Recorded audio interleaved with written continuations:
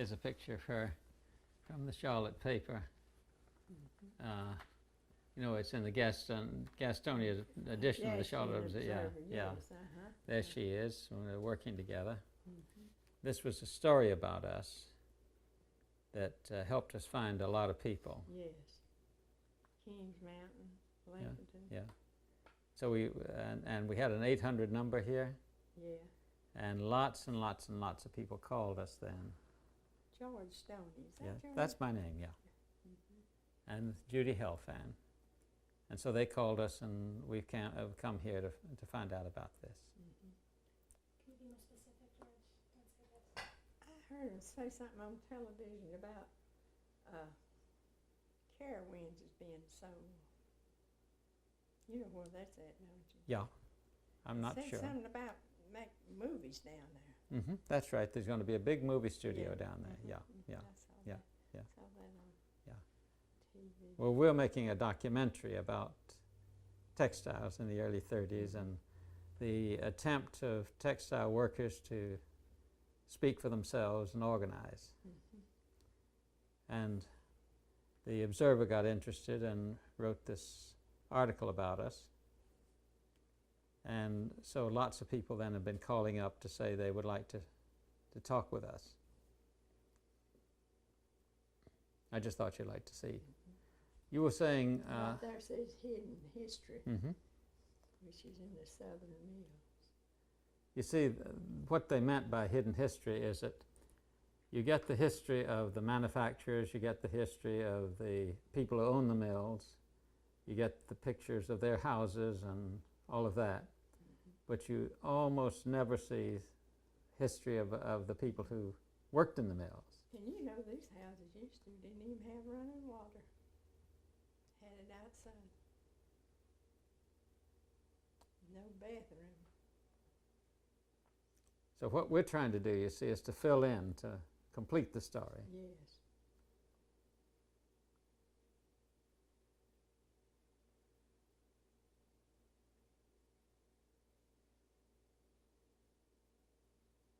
But you know, most all the mills sold their houses.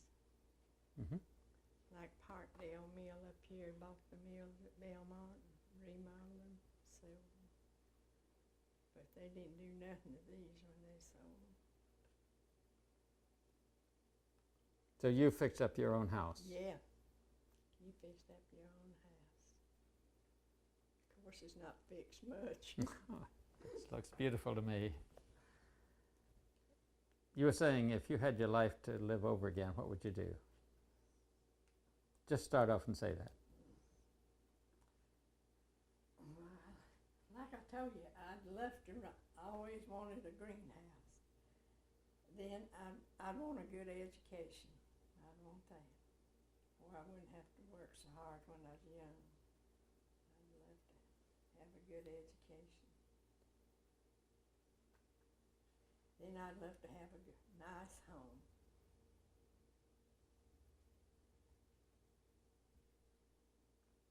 Well, compared with most people, you're living very well. Now. Well, see, my husband, he left me in pretty good shape. I can live the rest of my life, you know, peaceful. I don't think I'd have to want for anything.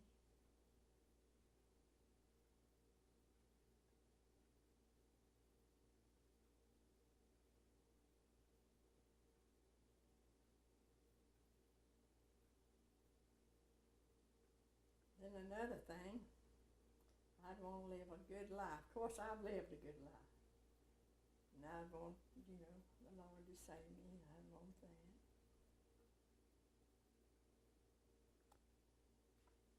Well, religion was a big part of the living in a mill village, wasn't it? Well, I never did go to church down here. Always went to Baptist. That's what my daddy was. And my sisters. Well, I know that Mr. Dilling was a Methodist, Yes. and he built this church down yeah. here. But I noticed that there was a Baptist church up on the top of the hill. This ain't up here. I don't know about that. It's one right out of China, Fraley in the mall. One over at Ranlow. And I've heard, you know, it's a Methodist over there. And I heard they wanted to build it over there. And old Mr. Dillon, he didn't like that, and he built this down here. That's the reason this is down here. But that Methodist church over there burnt down one time, and they moved it down the road and built down the road. Well, then, when you were living here back in the 30s, was the Methodist Church the only church in Yeah. the village? Only one. So it was only Mr. Dilling's church that was here. Well, he's the one that run it. Put it that way. He run the church and he run the mill. That's the way it was. I just tell you, he was just, I think, an overbearing somebody, a dictator. But when they put that up in the mill over us, about Hitler wouldn't come over here and Marshall Dillon. They said, Lord, that made him so mad. What did they say? The war was going on. And somebody went and put it up on the bulletin board, said Hitler wasn't coming over here from Marshall Dillon wouldn't let him.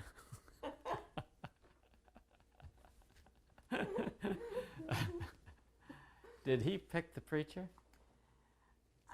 Well, you know what? He's run off lots of preachers down here. He's run them off. He didn't like them.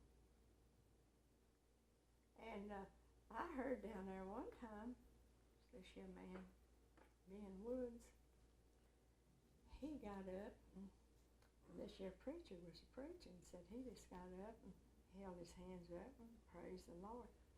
Says, you sit down. Told him, sit down. Said he walked out and shook the dust off in his feet. You know, the Bible says that. Yeah. Yeah, he run that church. What's that noise?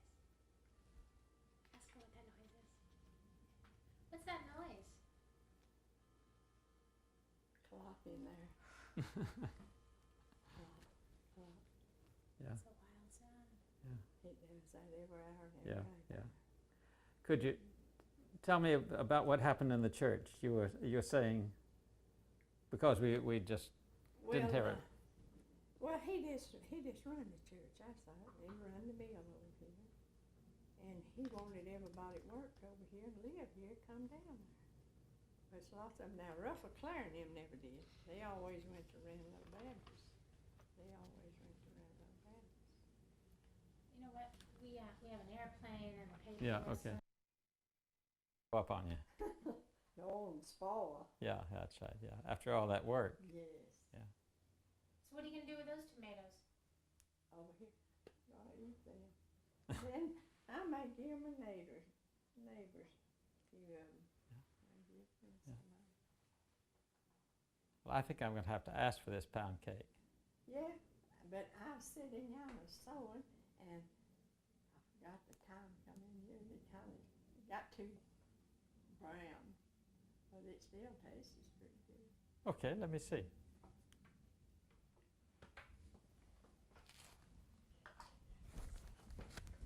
Isn't it awful when you have something wrong with your leg? Oh, Here, got you, please. okay. Judy, Yes. should I cut you a piece too? Sure. Okay. Actually, no. I want Rose to cut me a piece. Okay. George, you sit. Okay. Yeah, I let it. But I come in here, I said, Lord have mercy. He's sitting there and do that. Okay. Get him a piece. Okay, I'll put a piece over there. Maybe you and you want. Piece. Okay, and you'll cut your piece for yourself. No, see, I'm kind of on the street. I mostly made that for my daughter, but I made a failure. I said, well, they'd eat it anyhow. Do you have any milk? Huh? Milk? You don't put milk in that. Use sour cream. Mm-hmm. Oh, you want a fork? Oh, I can eat it like this. I got a. No, this is fine. Good You want cake. something to drink? Thank you. Thank you.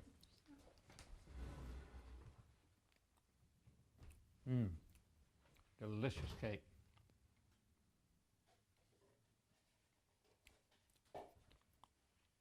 That sour cream, I guess, is what gives it this texture. Yes.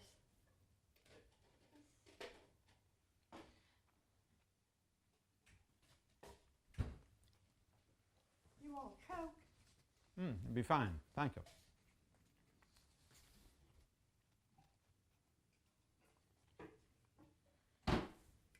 I don't believe that's no diet. No, it's a classic.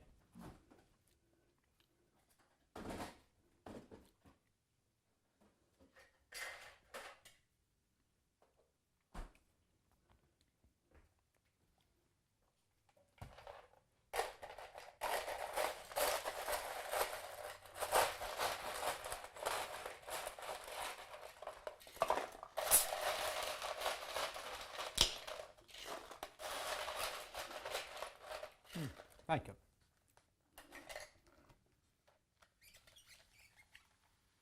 Straw? You want a straw? No, I don't need a straw. I use No. straw. No, this is fine. Thank you. You want some, don't you? Right? Oh, maybe a glass of milk, maybe. Milk. You got any? Soda's fine. Coke's okay. Sure.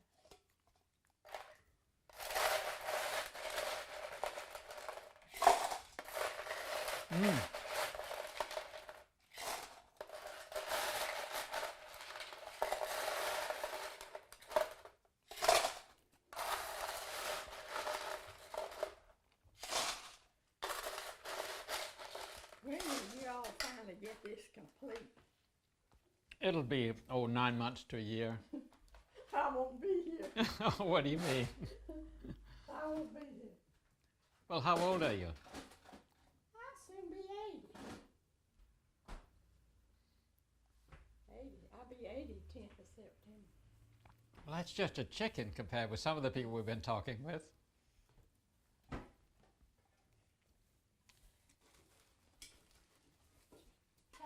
Tell her why we were so interested to come to Smyers. Here's a Pepsi.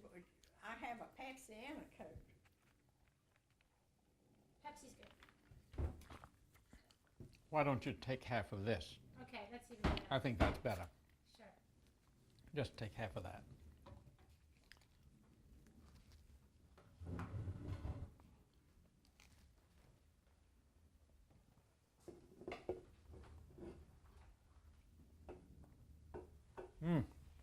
You know, them bottled Cokes is the best. I haven't drank one in 17 years since I found out I was diabetes. Oh. I drank a diet. You drink diet? Yeah, that's too bad. It does taste different. Yeah. And my granddaughter, she won't drink a diet, so it didn't taste good. I said, well, after you drank it for years, you don't pay no attention. And I drank tea, good tea. Well, that little store up there, that must have been the place where you went up to get penny candy and so forth. Yeah, When you, and that's where everybody bought their groceries. They bought it, you know, up there from buy your groceries all week, then you go back up there and pay it the last of the week. so you charge stuff there. Yeah. If you had a pretty good credit, you paid, but if you didn't pay, Mr. Cathy wouldn't fool with you. That's one thing my husband told me before he passed away. He said, now, Rose, you be sure and pay my doctor bills and my hospital bills, what Medicare don't pay, so you be sure. I said, well, you know I will. You know what's so interesting about listening to Rose is that she's so honest. Most of the people we talk to, they never say that they didn't like that they ever didn't like their community. I mean, that they didn't like some of the stuff in the mill village. I don't know, I just never did go with lots of people. I had some friends, but just to get out and mingle with them all, I didn't. And I don't know many here now. I don't know many of them. So many people moved off.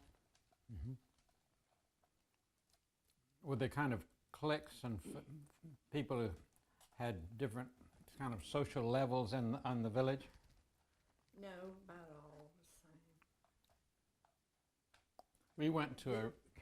You know, when you buy furniture, they'd come every week, and you couldn't pay but about 50 cents a week. $1 was a whole lot. Yeah. $1 was a whole lot. What happened if you couldn't pay for your furniture? I don't know. We never always paid for it. Well, you didn't have much. That's it. You didn't have much. Wasn't no refrigerators back then. What'd you do? You had I had a box like that over there, but you put ice up in the top. The ice man would come along every morning, and he'd put your ice in. It was just like that there, but you put ice in the top. We had one very much like that on the back porch in my house in Winston-Salem. And you always had to remember to empty it out underneath. Yeah. But you know, we had a hole in the floor. And this is high at the back. And I put a bucket under there and it would catch it. Then I'd put it on my flowers. And so you've had flowers all your life? Practically all my life. I used to have more. For the last 2 summers, I can't get out. I can't bend this leg, this knee. And I can't get out and do like I used to.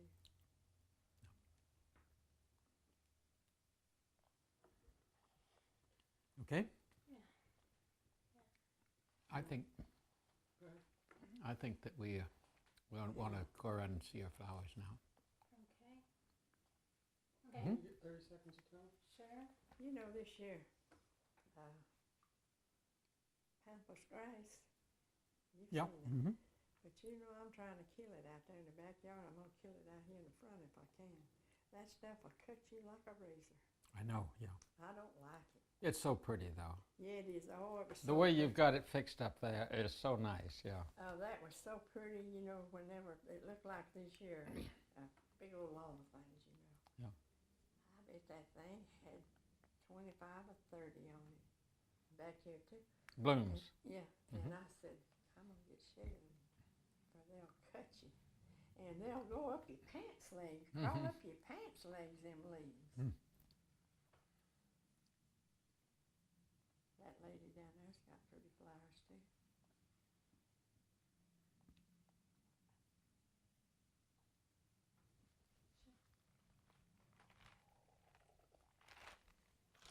Okay. So 30 seconds of time? Oh, yeah, sorry. Probably have enough for the pauses. Okay. A lot of time. Not really. Okay.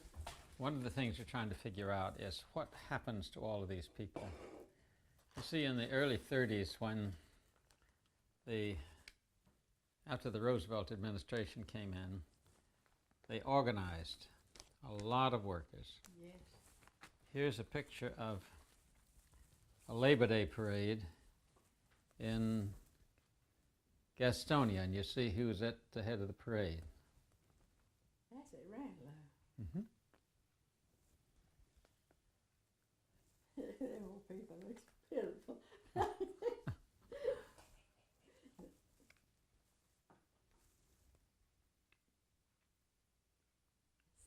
I wonder, this was up here about the Union, wasn't it? Mm-hmm. I think it's anybody on there I know, but I don't see anybody. Well, here's another bunch. Same parade.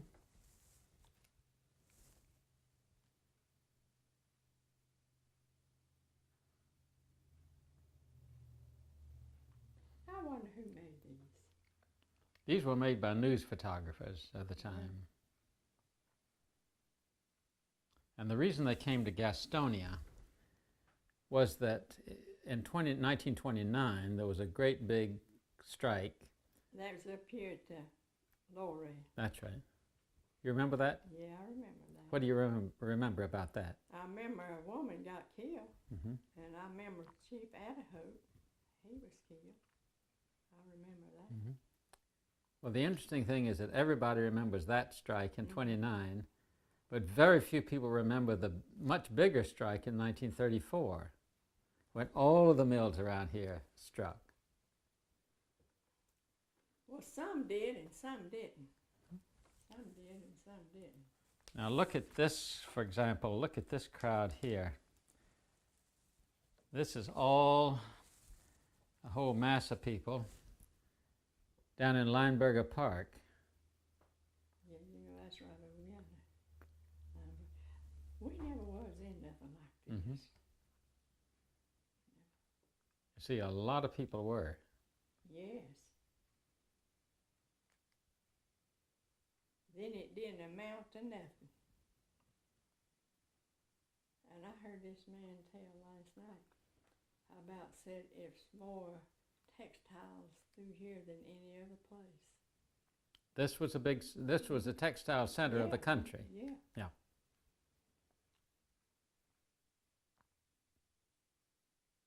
Labor Day. Says right there, says Mhm. line up and come on. And here is, this is Albert Henson, who used to live in this house.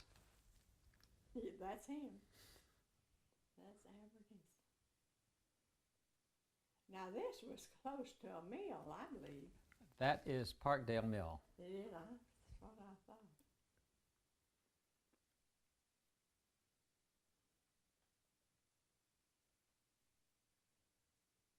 Yeah, that's him. Does that make any more thoughts come to your mind about him? No, I tell you, we didn't go to the meetings. We didn't go to them back then. Why not? Why didn't you go? We just didn't want to. Mm. But always afraid it might be trouble or something. I know Rob's brother went one time somewhere where it was a union meeting, and I know that night when he came in, he had his pants tore off of him. Mm. I remember that. But they didn't want unions in mills. And whenever they come over here, you know, and give out a leaflet, you better not go up there in that mill with that leaflet. What would happen to you? Well, they just finally work you out of a job. I know lots of people they fired. And I know Barney McKenzie over here at Belmont. He was kind of, you know, something about the union. Lord, they fired him, and he couldn't get a job nowhere in the mills. I remember that. How did that happen that he couldn't get a job? Well, see, the other mills, they didn't want union either, you see. And the mill company, the men, they'd tell these other companies about it, and they wouldn't hire them. They wouldn't hire them. Same way about the, what's the name of that? They make lawnmowers and everything down South Gastonia. What's the name of that big plant down there? Briggs and Stratton. What? Briggs and Stratton. No, I mean, oh, what is, oh, that's a big thing down there. Oh. Dana. Wicks Dana. Anyway, Oh, I can't think of that. Mm-hmm. And I know Roy Capps worked down there. He was talking union. They got shed of him. And his wife was talking in there about, and they got shed of her. Same way about machine shops and everything. They done it. What did you mean by they'd work you out of a job? They'd fire you. You wouldn't have no job. Homelite. That's the name of that place. Homelite. Mhm. Yeah. No. And you know, Yannick, Kannapolis, they're having trouble over there.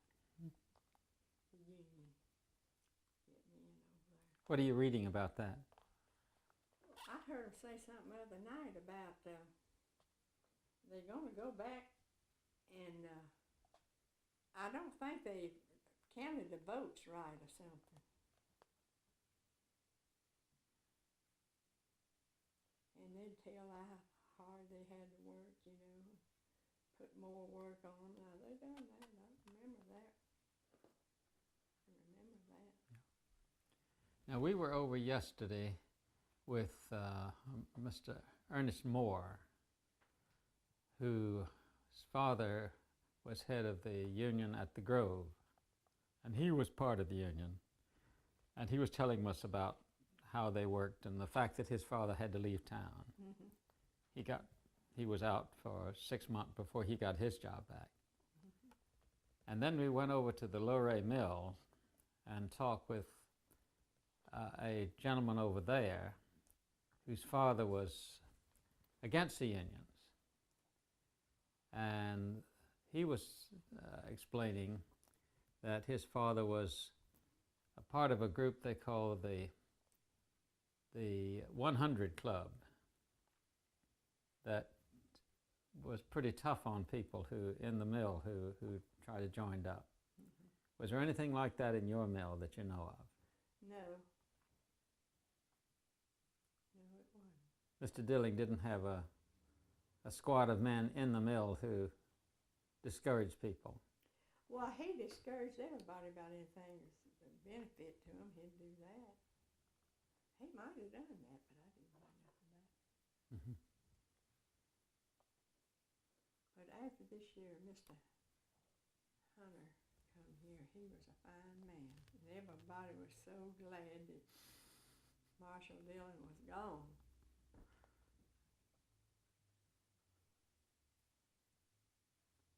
We've had, you know, you are one of about 5 different people who've told us about Mr. Dilling. That's right. I mean, Well, everything they said was true. There's lots of things I remember about him. Yeah. He was a pistol. But you know, people back then, they had to stay and work. They had to. They weren't running nowhere. They needed the meals. And there wasn't no jobs. And they just had to stay there. Now, we were wondering if the women had an especially hard time. Well, I don't think it was no worse than the men. Worse than the men. Was there anything like what they call now sexual harassment? No, I don't think so.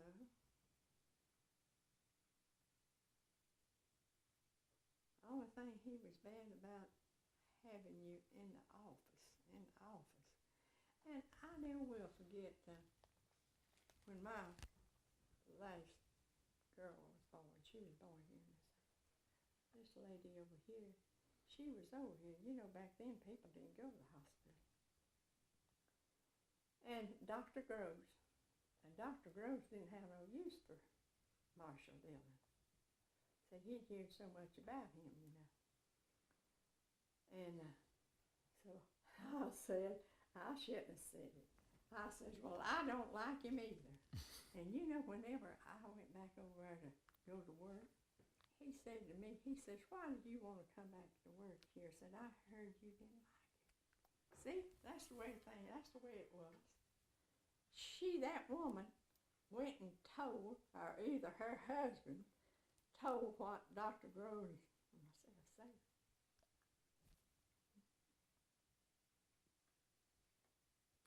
well, he did give me the job. He did. And if your children be out of school, he'd tell you about that. And he'd want to see their report cards. Yeah, see what kind of grades they made. he'd give the children a dime or a nickel. If that was the day, somebody would shoot him, wouldn't it? Yeah. But I never will forget that. No, Dr. Groves didn't have no use for him. Dr. Grove didn't work for the, he wasn't employed by the, See, down here at the parsonage, Dr. Groves would be the pastor and his wife's doctor, you see. And he had 2 boys. One of them's a lawyer over at Winston-Salem. And one was a doctor over here. It's not been long ago that he died, his boy. But I just wondered, I believe he must have had cancer. But Dr. Groves is bad to say bad words, and they said his son was too.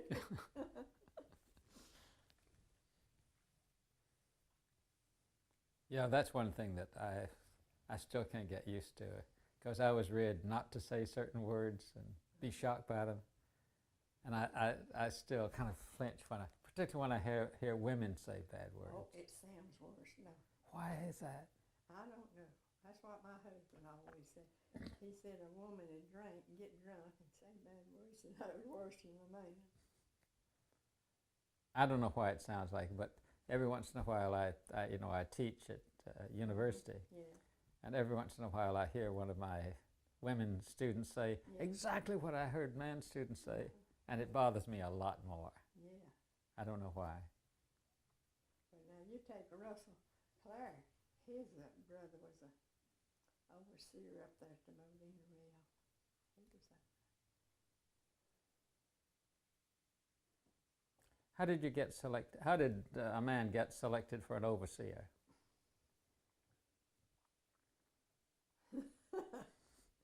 He had to do what Mr. Dillon said. He had to do what he said. That's what. He had to do what he said. Would Mr. Dillon choose? But you know, them boss men, they'd have, people in there, like if a job would come open, they'd have certain ones they'd give it to. They used partiality. They really did. Did they have any women overseers? Not then, but they do now. They do now. They have women. But you know, I never did think I'd want to work for a woman. I'd rather work for a man.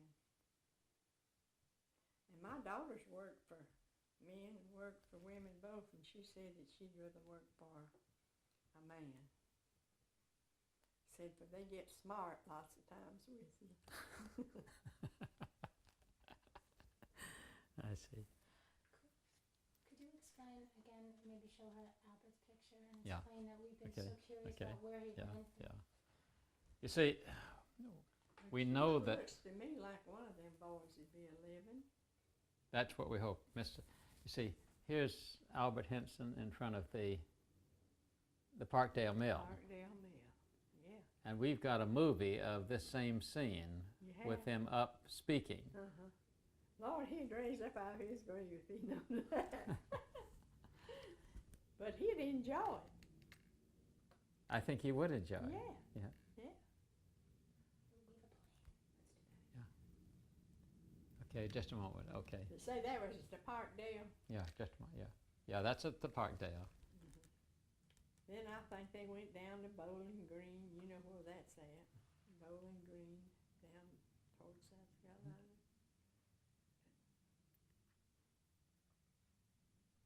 If Albert Henson knew that we had a movie of him speaking, Oh, yeah. what would he think? I think he would like it. I think he would like it. But he's been dead several years. He's been dead several years. And I believe his wife, his second wife's dead now. Do you know what happened to him after he had to leave the village here? No, I don't. He did drive a taxi. For I know Rob's brother owned some taxis up there, and I think he drove one of them. And I don't know what, but he was drawing Social Security last time I saw him. It's kind of hard to live on that. I mean, you can't. You can't and pay bills and keep up a house. You can't do it. Looks like you could get more money, don't it? Much money as they have. The government has, but they claim they haven't got too much. Oh, there's all this business now about the Social Security system wrecking the Treasury. Yeah. It wouldn't surprise me if they did cut back on that. Well, I hope they won't, but I hope they won't either. with all this building and loan business, Yes. I mean, that's where the money's going. And interest rates is down. No, you know, I was telling you the other day about these two women gets $200 a month. I don't see how in the world they live. I don't. George, I wonder if Rose, if you could ask Rose what the community thought when he left, and if they talked about him anymore, and Okay. What the feelings were at the time. Okay. When Albert Henson was making all these speeches, what did people think of him? Oh, some liked him and some didn't. Especially the mill men, they didn't like him. They didn't like him. But his neighbors? Well, I think his neighbor, we always liked him, but we just never did get involved in that. Just never did get involved. And after the strike failed, it was ended, what did people think? What did they talk about? Well, they said, well, the South would never have a union. Wasn't no use for them ever trying no more. The South wouldn't have a union. Yeah, that's what they'd say. But my son-in-law, he worked for Plantation Pipeline when he came out of the Air Force. Then he went with Colonial, and they had one, but Colonial don't. But he said every time the Plantation raised their employee, he said Colonial went a little higher, But I heard him say the union was a good thing, if it was carried out right. I've heard Jim say that. How could it be carried out right? Have the right men, I reckon, is what he meant. Have the right men in there. Well, now, one of the funny things is that we talk to people, and some people say, well... You have to pay dues. That's right. Do you think the union's okay? I think it's okay if it's carried out right, just what you say. But one of the things that I'm wondering about is people say that only trashy people were in the unions back then. And then we meet people like two men we've talked with this week who were Sunday school superintendents and all of that, and were also in the union. One was a preacher. So there seemed to be some very good people who were leading the union movement then, Southerners. Well, you take teachers, look at teachers, doctors, they have something. They have it. Yeah, that's right. The doctors have their and union. You know, when the teachers was going down at Raleigh back last winter, they was going down there. Like my neighbor said, well, now, if that was textiles, they'd be talking about them. So if that was textiles, they'd be talking about them. And I mean, they went down there by the hundreds of them, down there at Raleigh. But I took notice that most of the black got up and talked. I noticed that. Why do you suppose that was? Reason why the blacks, I don't know. Maybe they weren't afraid of their job. Maybe that was it. Now, back when you were working in the mills, were there any blacks in the mills? No. But they're in there now. They're in there now. And they'll always be. But now they did have a Bill Williams. She did scrub the floors. But now they have hardwood floors. Pretty floors in the mills now, and they don't do that. But she scrubbed the floors. Do you know what happened to her? She's dead. Did you know her? Yeah, she was a black lady. She lived back down yonder in the country. Now, one of the things that interests us is that these blacks who've come into the mills recently are much more ready, it seems, to join the union than the whites. Yes. Mm-hmm. I wonder why. I don't know. That's the same way with anything give away, they there. Mm-hmm. You see that on TV. Mm-hmm. I saw where they's giving out this here circus food. Lord, this lines them. Most all of them was black. Mm-hmm. These are homeless people? No, black. But you know, I was always too independent. I've seen hard times, but I never did ask for help. Mm. But blacks, I've heard my husband say that last night. Says anything you give away, says blacks are going to be there. They're going to be there. But you know, I think they get along just as good as poor white people now. They have nice homes, nice cars. Yeah, that's been a big change since I grew up. Yes, yes. Then there's some smart black people, some smart, real smart. Yeah, this mayor of Charlotte. Harry Dent. Yeah. Mm-hmm. I used to love to hear him talk. You know, he run for senator. Against Jesse Helms. He didn't win, though. He didn't win. He came pretty close. Yes, he did. Yes, he did. Do you listen to his daughter on television? Yeah, I've listened to her. Mm-hmm. She's a pretty girl. She's a pretty girl. I think she's a smart girl. Yes. Yeah. She is.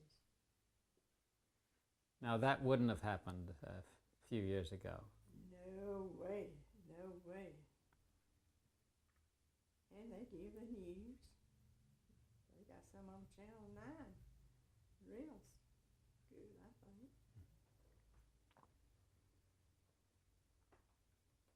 I wonder why she said that if it was textiles, they'd be talking about it, and the teachers not. Could you ask me that, Jeff? Yes, when that your friend said that when all those teachers went down to Charlotte, to Raleigh, Mm-hmm. to protest, to try to get better pay, that if they'd been textile workers, they'd been talking about them. Yeah. Mm-hmm. Why do you think that's true? Well, that's the thing, they didn't have much of an education, but I know lots of people works in the mills got good educations. I know lots of them. No, Got good job. Yeah. that's what we found. We've done interviews with a lot of young textile workers. Then another thing, they make more than these here women works over here in this bank. He cashes your check, people does. Yeah, I know. But now they don't work as hard. They don't work hard like they do. You mean the people in the bank? Yes, they use their head. Well, you know, in the mill now, you don't go in there and learn to do that in no week or two. Have you ever been in the mills? Mm-hmm.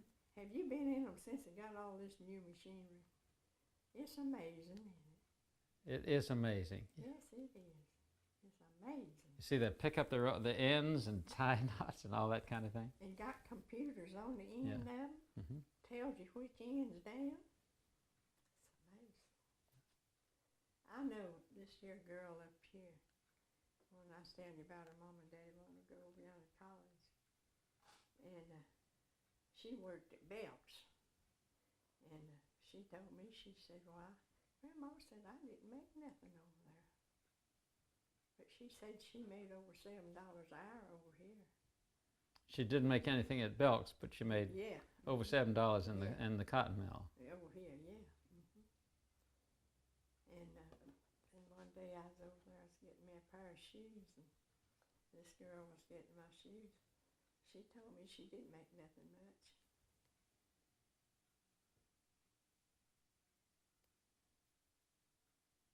But boy, you work in the cotton mill. Yes, you do. I was, one of the things that You disturbed, get a couple breaks. Yeah. Used to, you didn't get that. one of the things that bothers me is that they brought back the 12-hour day, 2 shifts, 12 hours a day, which is very, very hard on women with children and people over 40 who could take an 8-hour day but have a hard time taking a 12-hour day. But they work them now 12 hours. And you know they didn't do that back. See, they just dropped that law. And if anybody come in and work on the second shift, they couldn't work but, let's see, 7 hours and they had to come out of there. But now they can work all day and all night if they want to. They shouldn't have never done that. They should have left it like it is.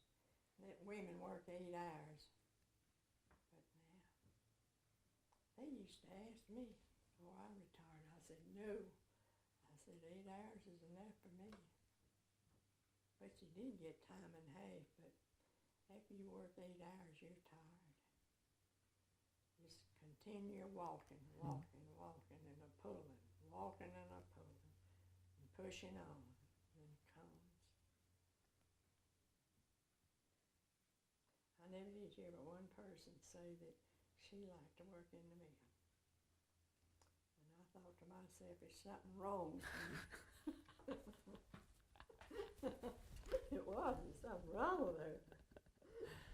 I don't believe nobody likes to work this real hard 8 hours. It must be monotonous, doing the same thing over and over. Well, there's so many different things you have to do about it. So many different things.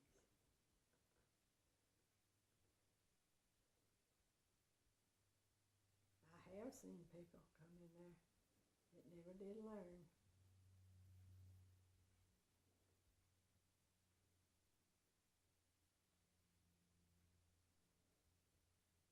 And you know, in these machine shops, I've seen union come in there and get shit of them.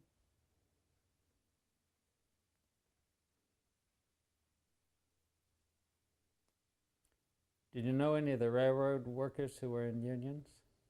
No, I didn't. Now, they've always had union, haven't they? They always had union. And the printers? Yes. Yeah. And the carpenters? So I don't know why that they never did want it in textiles. Do you have any idea why they never did? Well, my hunch is that the employers knew that they had the people pretty well under their thumb because they were living in their own villages Houses. and they could control them. And the cost of doing business was very much affected by how much they paid their workers. And so if they could pay them less, they could cut their prices and still make a profit. But I think also there's something else. I think that a lot more of them were like Mr. Dilling. Yes. Well, they say this year Mr. Miller used to be at up at Reagan Mill. They said he was exactly like Marshall Dillon, and you couldn't wear pants in him over here, and you had to wear hose. You couldn't go in there with socks on, and you had to wear a hose. Marie Cross came in one morning, and she had a pair of socks on. He sent her home. He sent her home and told her to go home and put her a pair of hose on. And he would, and I know one time, they was all going to put on a pair of socks and come in there. One woman I never will forget. Now that was on the first shift. one woman went in with her hose on and her socks too. See, she was going to be on either side. No, and you had to wear a dress. You had to wear hose, and you couldn't wear socks, and no pants, no. And they said Mr. Miller was the very same way. Said he was like that. And it might have been lots more, but I knew a woman worked up there. Told me that. Well, we have a wonderful story. One other person who worked in the mill told us that this was just before the war started, when the labor was short, that one of her relatives sent her a kind of fancy pantsuit. Mm-hmm. And Flowered overalls. that's right, flowered overalls. And she and her sister. And she dared her sister to wear it. Yeah.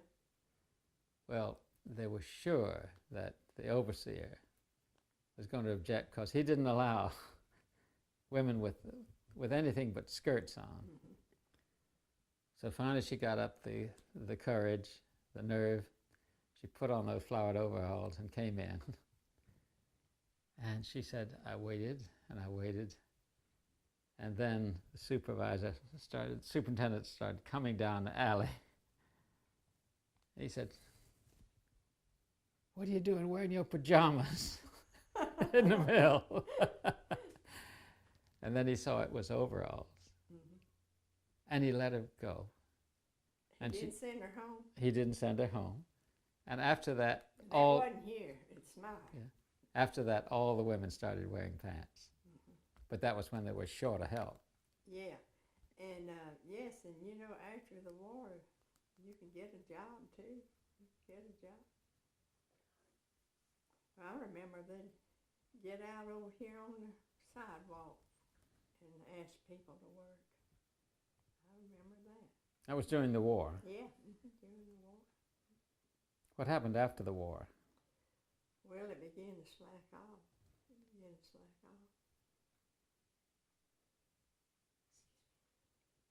But you never had any trouble keeping your job.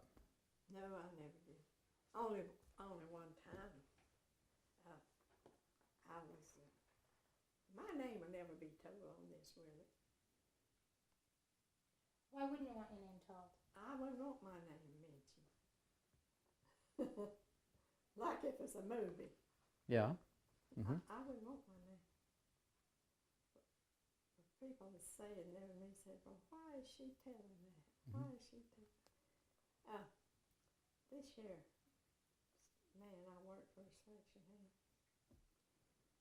Well, I run this job and you get home about 1 o'clock. It was on production, and they had that other machine over there, paid by the hour.